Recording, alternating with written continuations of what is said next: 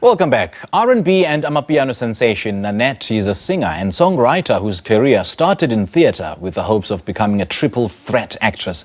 However, her passion pushed her to solidify her spot in the music scene. Her upcoming album, out-titled Relax, I Got It, is set to be released this year. She has hit songs like Call You and Talk to Me, featuring Blxckie. The singer joins us now in studio to tell us more about her musical journey and her musical video. Very good morning to you, Nanette. Thanks for joining us. Welcome. Good morning. Thank you for having me. It's an absolute pleasure. Good to see you. Let's talk about what inspired the concept for the music video, Talk to Me, and how did you approach the musical direction for this video? Oh wow, the video is actually so near and dear to my heart. So I was actually inspired by a lot of the R&B 90s videos. Yeah. And one of my favorite videos from the 90s was always The Boy Is Mine by Brandy and Monica. Okay. And there was like one scene that I really loved where they're both in like these house-looking type sets and they're obviously fighting over the same boy. And I thought, okay, the Talk to Me video, I wanted to represent R&B in its purest form, but also I didn't necessarily want to do like the easy way out of like having us both as lovers in a romantic scene or something like that. Yeah. So I thought, why not a better way to pay homage to some of my favorite R&B artists and also an era of the R&B music that I feel like was just really beautiful. So yeah, it was inspired by a lot of that time, and it was also just inspired by the yearning that I guess distance makes us feel, and that's essentially what the song was about, is yearning to talk to your loved one. Looking at the fact that you are inspired by R&B greats and you yourself are an R&B musician or musical artist. So how did Amapiano come into the picture then? By chance. I'd say Amapiano found me, I won't lie. Okay. I was not really planning to go into it, but then that's when I had the studio session with Calvin Momo, and we made For Me and Imvula.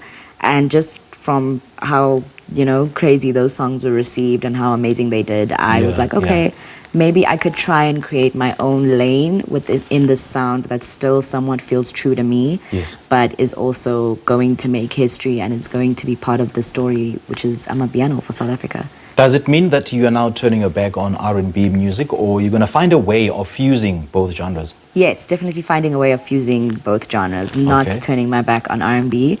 I think that as an artist, the one thing I'm grateful for is the blessing to experiment and to do whatever. So all the sounds that I enjoy, I will still be making. I'm not leaving one sound for the other, no. Good stuff. Good stuff. Good to hear that. So let's talk about your collaboration process with Blxckie in terms of creating this video. Yes, so making the song with Blxckie was really fun. It was really easy, and we're both creatives who understand what a song needs. So I feel like getting into studio and just even getting into making the video was like a very stress-free, well, not completely stress-free, but stress-free procedure. And I'm so grateful to Blxckie for just being so hands-on and cooperative with me and the vision. He didn't like fight it or anything. He was so willing to just share the vision and execute it with me. So that was a beautiful experience, because that's also someone that I do look up to within South Africa, and it's crazy to know that we can collaborate with those kind of people and make beautiful music together, essentially. And speaking of stress-free moments, let's talk about some of the memorable moments that you've had on set while creating this video. Oh, wow.